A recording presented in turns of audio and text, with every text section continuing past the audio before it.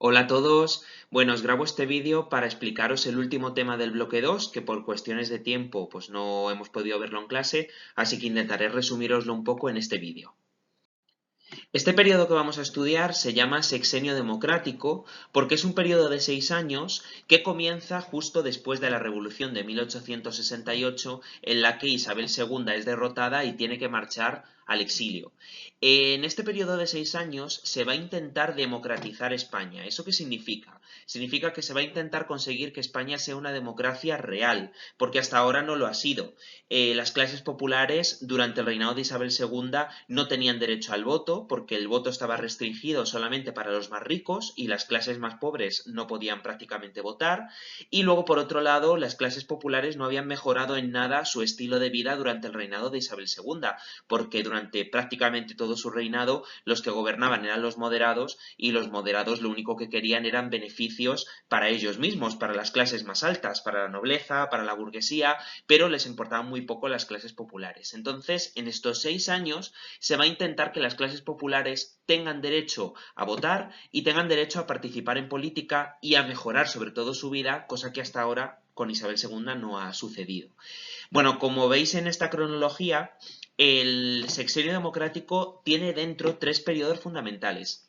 Hay un primer periodo que corresponde a un gobierno provisional, un segundo periodo en el que tenemos una pequeña monarquía de 2 años, la monarquía de Amadeo I, y en la última parte de este periodo veremos que en España se va a crear la primera república de su historia. Bueno, como ya os he dicho antes, este periodo comienza con la Revolución de 1868, esa revolución que se conoce con el nombre de la Gloriosa, en la que no me voy a detener mucho porque ya la hemos visto cuando hemos ido comentando los textos, pero bueno, la consecuencia principal que tiene esta revolución es la expulsión del gobierno de los moderados, pero sobre todo la expulsión de los Borbones y de Isabel II, que tiene que abandonar España y a partir de ese momento se establecerá un nuevo sistema político.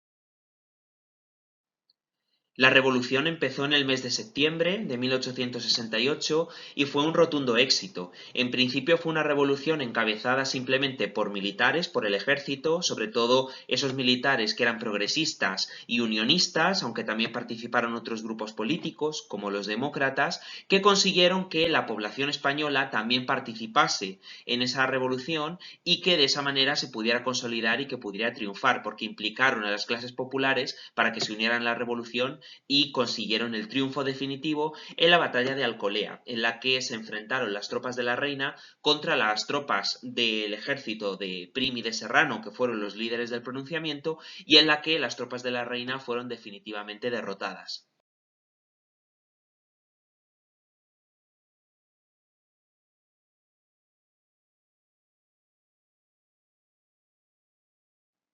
De esta manera, Isabel II, una vez que triunfa la Revolución de 1868 y se da cuenta que no tiene el apoyo del pueblo español, no le queda más remedio que abandonar España y marcharse al exilio a Francia. Por eso queda un vacío de poder, porque Isabel II abandona España y de esta manera habrá que decidir, una vez abandonado Isabel II el trono, qué forma de gobierno se va a establecer. Si se va a optar por elegir a una nueva familia de reyes y optar por una monarquía, o se va a elegir crear una república. Bueno, pues como digo, una vez que Isabel II ha abandonado el trono, se forma un gobierno provisional y esa va a ser la primera etapa de este periodo. Como la propia palabra indica, ese gobierno es provisional o temporal, es decir, es un gobierno que se forma únicamente hasta que los españoles decidan qué sistema político se va a establecer. Y ese gobierno provisional, como veis en la foto que aparece aquí, va a estar encabezado por los militares que dirigieron la revolución de 1868. Sobre todo va a haber dos hombres fuertes dentro de ese gobierno que van a ser el general Prim, que era del Partido Progresista, y el general Serrano, que era del Partido Unionista. La primera medida que va a tomar el gobierno provisional va a ser la de convocar unas elecciones además por sufragio universal, lo que significa que a estas elecciones van a poder votar todos los españoles. Son las primeras elecciones en la historia de España hechas mediante sufragio universal, donde todos los españoles van a poder decidir qué forma de gobierno es la que quieren. Como veis en el gráfico que aparece aquí, donde están los resultados electorales, los que ganaron las elecciones fueron el Partido Progresista y también el Partido Unionista, que van a gobernar en conjunto. Esto lo que significaba la victoria de estos partidos es que los españoles seguían queriendo todavía una monarquía, porque si hubiesen votado a los partidos republicanos, entonces estaba claro que los españoles preferían una república, pero tanto progresistas como unionistas eran monárquicos. Por tanto, eso significaba que los españoles querían continuar con una monarquía, pero al no tener reina, porque Isabel II había abandonado el trono, habría que elegir a un nuevo rey. Bueno, una vez convocadas estas elecciones, lo siguiente que se va a hacer va a ser redactar una constitución. Una nueva constitución que sea mucho más abierta que todas las anteriores, que reconozca los derechos de las clases populares y además que reconozca que España es una monarquía porque eso es lo que han votado los españoles. De esta manera se va a aprobar la Constitución de 1869. Es una constitución muy importante porque es la más abierta y la más democrática que había habido en la historia de España hasta ese momento. Es incluso más democrática que la PEPA, la Constitución de 1812, porque reconoce derechos para todos los españoles en su conjunto y la posibilidad de que todos los españoles puedan elegir gobierno. Lo primero establecía la soberanía nacional, lo que significa que las Cortes iban a ser elegidas 100% por los españoles y además establecía el sufragio universal masculino, es decir, todos los españoles mayores de edad tendrían así derecho a voto. Por otra parte también es la primera constitución de la historia de España donde se reconoce la libertad religiosa. Todas las constituciones anteriores reconocían el catolicismo como la única religión oficial y esta es la primera vez donde se reconoce que se pueden practicar en España otras religiones que no sea la religión católica. Por otra parte, también la Constitución reconoce amplios derechos y libertades para el pueblo español y por último y lo más importante, la Constitución de 1869 reconocía a España como una monarquía y al reconocer a España como una monarquía, por tanto, había que ponerse en la tarea de buscar a un nuevo rey para el país. Aquí tenéis un resumen de la Constitución de 1869 en este esquema y como se puede ver aquí todo el poder legislativo es elegido directamente por el pueblo porque pueden elegir a todas las Cortes, tanto el Congreso como el Senado, mientras que en esta Constitución para el rey solamente queda el poder ejecutivo que lo ejerce junto con sus ministros y el poder judicial, como siempre, es independiente.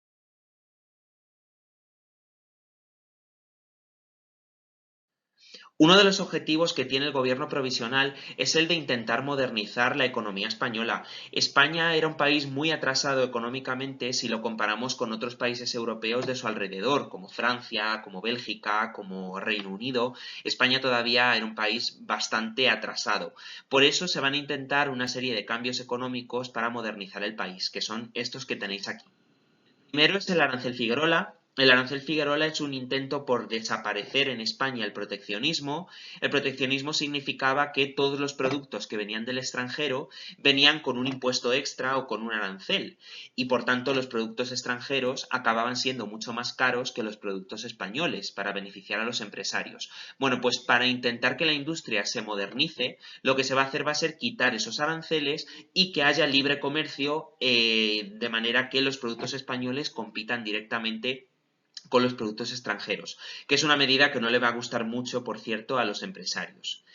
La segunda medida que se toma en este periodo es la eliminación de los consumos. El consumo, recordad que era un impuesto como el IVA, muy parecido al IVA actual, que hacía que los productos de primera necesidad, como por ejemplo el trigo, se encareciesen, fuesen más caros. Para intentar que el pueblo no pase hambre y para que pueda permitirse más alimentos, se suprime ese impuesto, el impuesto del consumo.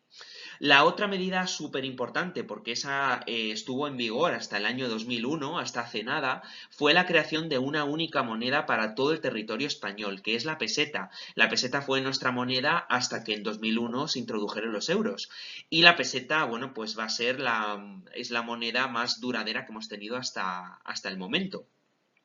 Y por último, la medida que se va a tomar también va a ser la ley de minas, que lo que quería era poner en explotación las minas españolas. Las minas no se podían poner en explotación porque pertenecían a la corona y por eso, para intentar ponerlas en funcionamiento, se van a desamortizar esas minas para que las empresas, tanto españolas como extranjeras, puedan explotar el mineral porque España tenía una gran riqueza minera, pero esas minas estaban prácticamente sin explotar y sin utilizar. Entonces, para intentar mejorar el desarrollo minero, para eso se aprobó esta ley de minas.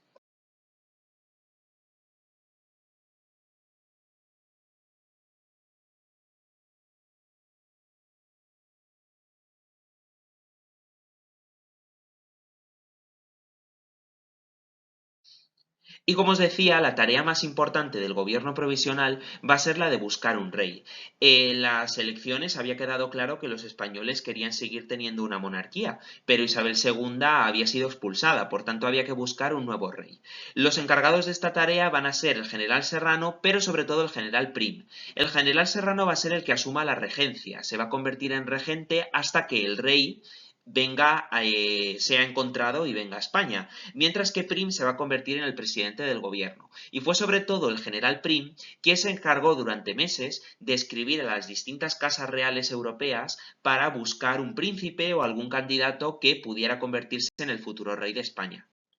Se buscó en las casas reales europeas a diferentes candidatos para reyes y de hecho se contactó con la Casa Real portuguesa, con la Casa Real alemana, también con la Casa Real italiana y se buscaron a diferentes príncipes para que pudieran ser el futuro rey de España. Estos son algunos de los que formaron parte de ese casting. Pero el elegido finalmente va a ser Amadeo de Saboya, que era el hijo del rey de Italia, del rey Víctor Manuel II. La elección del rey, de hecho, se votó en las Cortes. Es la primera vez en la historia de España que las Cortes eligen directamente quién va a ser el rey. Y esto es el número de votos que obtuvieron los distintos candidatos. De todos los candidatos, como veis, el que obtuvo más votos, en total 191, fue el rey italiano Amadeo de Saboya y, por tanto, por mayoría, quedó elegido como el futuro rey de España. Por tanto, una vez que las Cortes lo votaron, ya teníamos a nuestro candidato a rey, que era el italiano Amadeo de Saboya.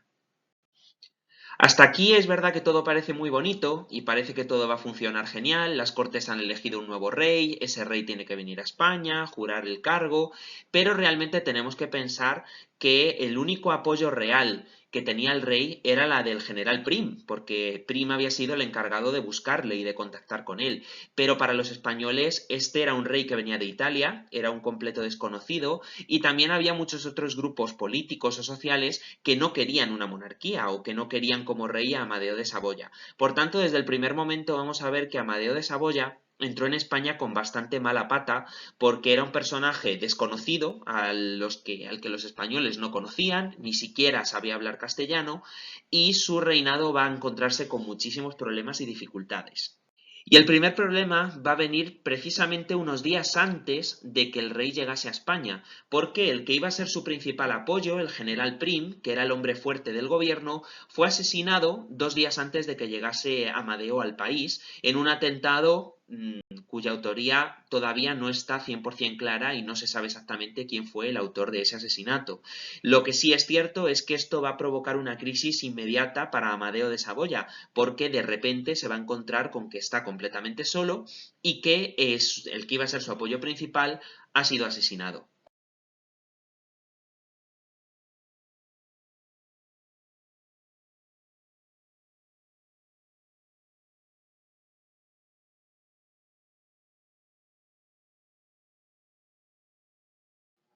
En esta imagen de aquí, de hecho, vemos a Amadeo de Saboya de pie frente al féretro del general Prim, al que le conoció muerto directamente, porque cuando él llegó ya lo habían asesinado. Por eso vamos a ver que Amadeo empezó su reinado bastante solo y con el apoyo únicamente de los progresistas del partido de Prim, mientras que el resto de partidos políticos y sobre todo la mayor parte de los españoles ya le habían dado la espalda desde el primer momento que llegó a España. Como podéis ver en este esquema, En el color verde aparecen los apoyos que tenía Amadeo de Saboya, que eran los partidos que habían ganado las elecciones del año anterior. Los progresistas, los unionistas, los demócratas, esos son los únicos partidos que sí que le van a apoyar, o por lo menos le van a apoyar al principio, luego le irán la mayoría dando la espalda. Pero en color rojo tenéis a todos los grupos que están en contra de Amadeo, que como veis son muchísimos. Las clases populares, porque en España, al ser un rey extranjero que ni siquiera sabe hablar español, no lo reconocen como su rey. Por otra parte, la Iglesia Católica tampoco le ve con buenos ojos, por unos problemas que había tenido su padre, el padre de Amadeo, con el Papa. También los partidarios de los Borbones, por supuesto, no le ven con buenos ojos, y entre esos partidarios de los Borbones también están los carlistas. Los carlistas, aunque estaban en el exilio, no olvidemos que siguen existiendo, y los carlistas están profundamente enfadados porque lógicamente, habiendo un candidato carlista, los españoles no han decidido elegirlos a ellos como reyes, sino que han elegido o han preferido elegir a un extranjero. Entonces, los carlistas veremos que iniciarán una guerra en este periodo porque están muy molestos porque a ellos no se les ha tenido en cuenta para elegirlos como reyes, mientras que se ha elegido a un rey pues prácticamente desconocido.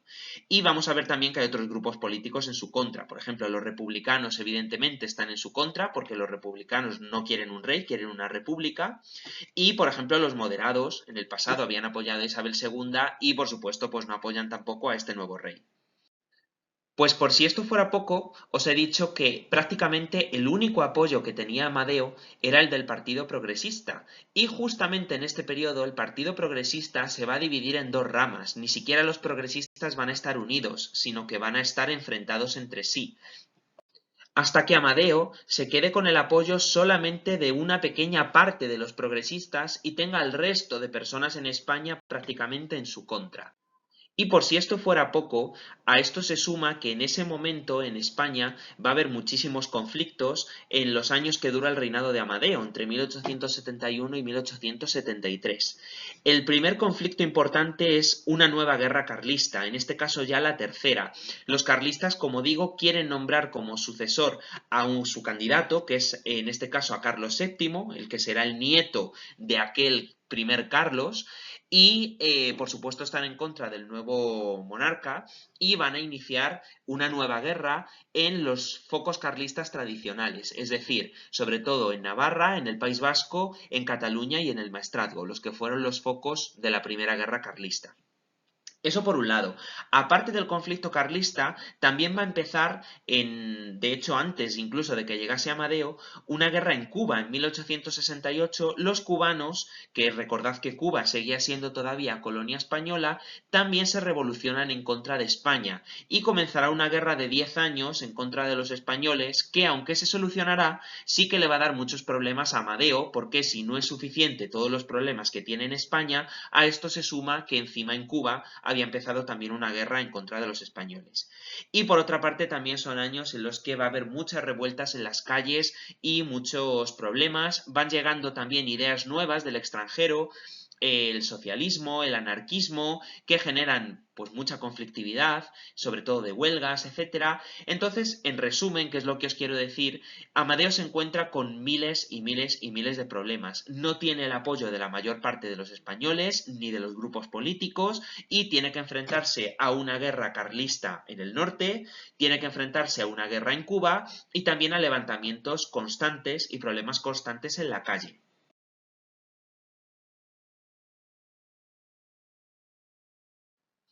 Incluso Amadeo estuvo a punto de correr la misma suerte que Prim, porque cuando estaba paseando en su carro por una de las calles de Madrid, estuvo a punto de ser asesinado también por un grupo de asaltantes, de terroristas, y estuvo, bueno, a punto de perder la vida. Y como comprenderéis, pues después de tantos problemas como se estaba encontrando Amadeo en España, la soledad en la que se encontraba porque no tenía el apoyo de casi nadie y ya ese intento de asesinato contra él le hicieron abandonar definitivamente España y renunciar a la corona. Así que Amadeo de Saboya abdicó en el año 1873 dejando la corona y marchándose al exilio porque no soportó seguir siendo rey de España durante más tiempo. En estas imágenes tenemos algunas caricaturas de esto, donde aparece, pues como veis aquí, Amadeo de Saboya haciendo las maletas y abandonando España, pues porque le sobrepasó la situación.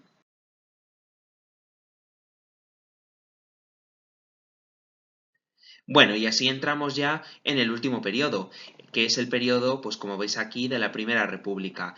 Tenemos que entender una cosa importante, y es que la Primera República no llegó a España por convicción, porque los españoles fuesen superrepublicanos y los políticos españoles también fueran republicanos, sino que llegó porque no quedaba más remedio. Habíamos echado del trono a los Borbones y a Isabel II, después elegimos a un rey nuevo, a Amadeo de Saboya, y resulta que también abandona el país, entonces no nos íbamos a poner a buscar ahora otro rey diferente, a un tercer rey. Por tanto, no quedaba más remedio de convertir a España en una república.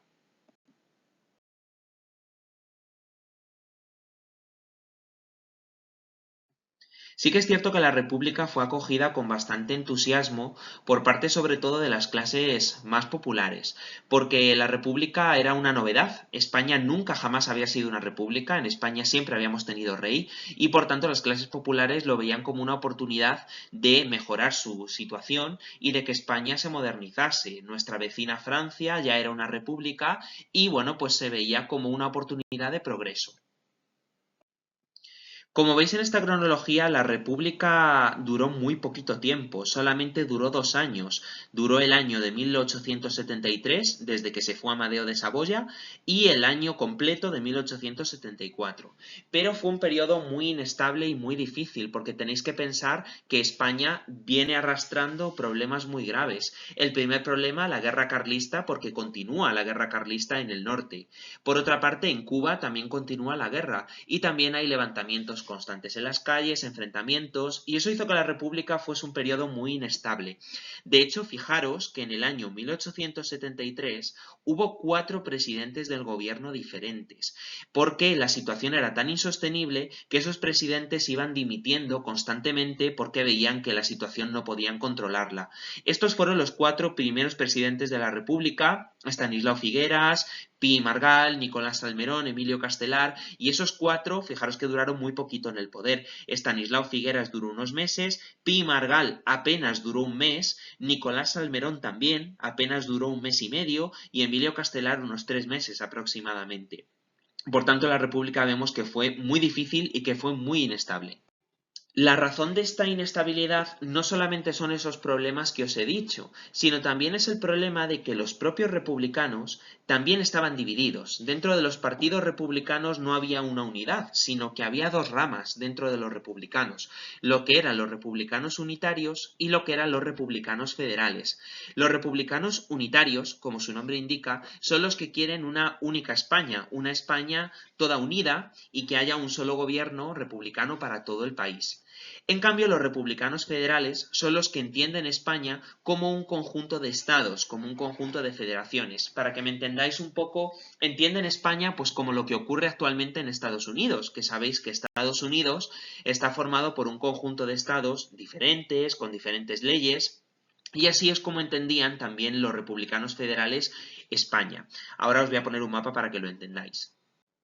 Esta caricatura es muy significativa de esto que os estoy diciendo. La que tenéis aquí sentada en el trono es la República Española y como veis están los 2 grupos republicanos luchando por imponer su idea de república. Los unitarios por una república unida, mientras que los federales por una república federal dividida en diferentes estados. Esta es básicamente la idea que tenían los republicanos federales de España, como la que tenéis en este mapa, donde cada una de estas regiones la entendían como si fuese un estado diferente, que podía tener leyes diferentes o que podían tener un gobierno diferente, pues igual que ocurre en Estados Unidos, donde por ejemplo las leyes de California son diferentes a las leyes que puede haber en Texas. Pues España se entendía de una manera muy parecida, donde las leyes de Castilla la Vieja podían ser leyes diferentes a las que hubiese, por ejemplo, en Aragón o en Cataluña. ¿Vale? Entonces, bueno, esa es su forma de entender el Estado y por eso bueno, pues va a ser muy difícil que se entiendan con la otra rama de los republicanos, que entienden España como una unidad o como un país entero, con las mismas leyes para todo el territorio en su conjunto.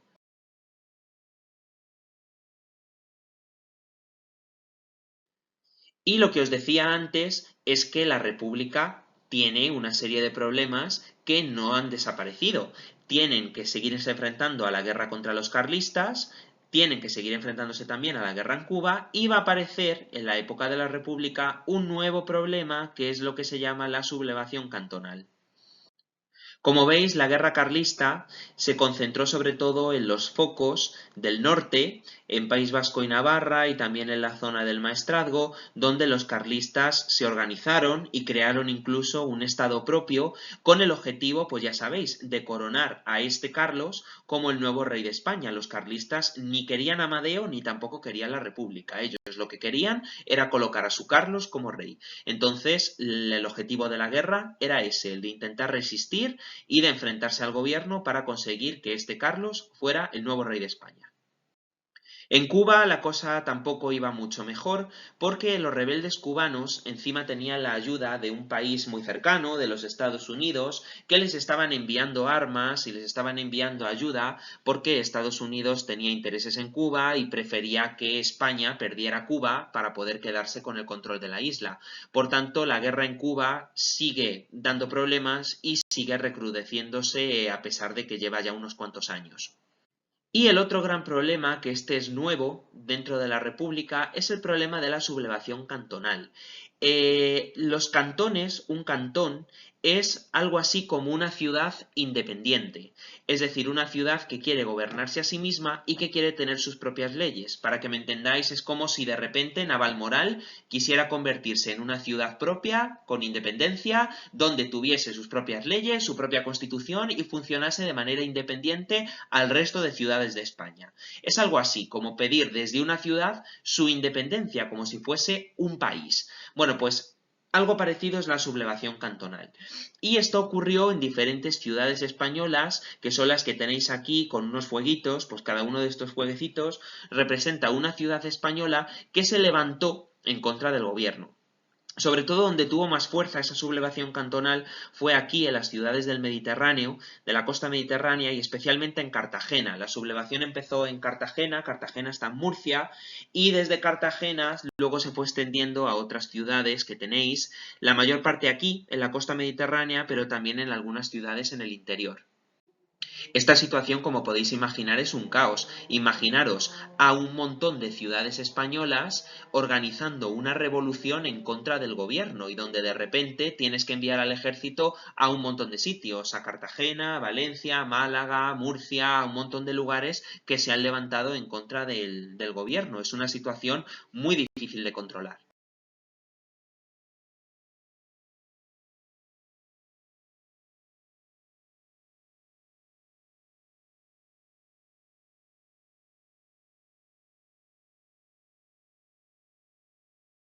De esta situación vemos también muchas caricaturas. Esta mujer que aparece aquí llevándose las manos a la cabeza desesperada es España, es la República Española, rodeada de todos los problemas que le están afectando. Esa sublevación cantonal que os estoy diciendo, que está ocurriendo en Cartagena y en otras ciudades del Mediterráneo. Por aquí, si veis, aparece la palabra Navarra, haciendo referencia al levantamiento carlista. Por otra parte, la guerra que estaba en Cuba. Entonces, para la República esta situación era insostenible. Había tantos conflictos en España ocurriendo al mismo tiempo que la República lo tenía prácticamente imposible para sobrevivir.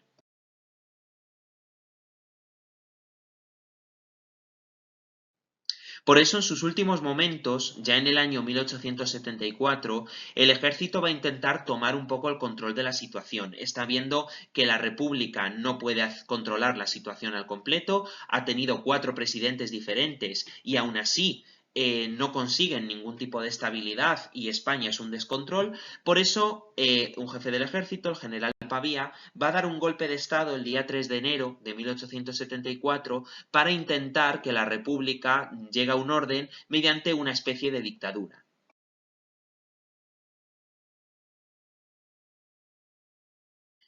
Esa dictadura la va a encabezar el general Serrano, por tanto, el último año de la República, en 1874, prácticamente desaparecen todas las libertades que se habían intentado conseguir en este periodo y España se convierte en una dictadura militar encabezada pues, por este general Serrano, que fue el que organizó la Revolución del 68 y que ahora ha visto pues, que esa revolución y que todo ese periodo que ha venido después ha sido un fracaso y que va a intentar reconducir la situación mediante la mano dura, es decir, intentando limitar las libertades al máximo posible y enviar al ejército a todos los puntos que pueda para sofocar el levantamiento carlista, para sofocar las revueltas cantolales y que la situación vuelva a ser otra vez controlable y estable.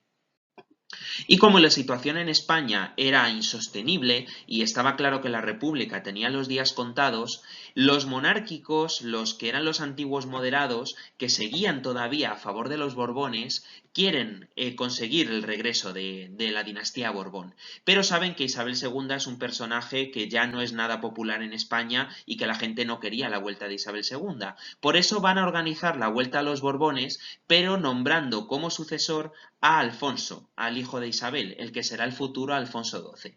Por eso aquí el personaje más importante va a ser un político moderado, luego fue unionista, Cánovas del Castillo, que va a intentar, mediante un pronunciamiento militar organizando desde el extranjero al ejército, para que Alfonso sea repuesto en el trono español y para que acabe la República y vuelvan otra vez a España los Borbones.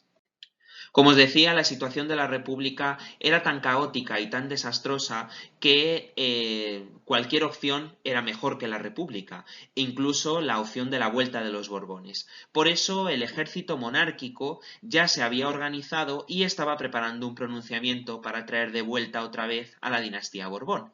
Y finalmente, a finales del año 1874, el día 29 de diciembre, uno de los generales encargados del pronunciamiento, el general Martínez Campos, este que tenéis aquí, se levantó en Sagunto y proclamó a Alfonso, al hijo de Isabel II, como el nuevo rey de España con el nombre de Alfonso XII. La República estaba tan demacrada y estaba tan en crisis y tan deteriorada en ese momento que prácticamente no hubo resistencia y nadie se negó a que el nuevo rey de España fuese el rey Alfonso XII y que la República terminase. Así que finalmente, ese 29 de diciembre de 1874, el pronunciamiento que ocurre en Sagunto, Sagunto está en Valencia, triunfa y finalmente volverán los Borbones al trono español. Es por ello que el siguiente periodo se conocerá con el nombre de Restauración Borbónica, porque los Borbones son restaurados en el trono y regresa finalmente la dinastía Borbón después de los 6 años en los que habían estado en el extranjero, y el que vuelve es el hijo de Isabel II, este que tenéis aquí, Alfonso XII. Bueno, y con esto habríamos terminado ya el vídeo. Sé que este tema es bastante largo, sé que es difícil y bueno, he intentado resumirlo en este vídeo lo mejor que he podido y explicarlo de la forma más clara posible, así que espero que os haya servido. Y nada chicos, un saludo, mucho ánimo para el examen y suerte.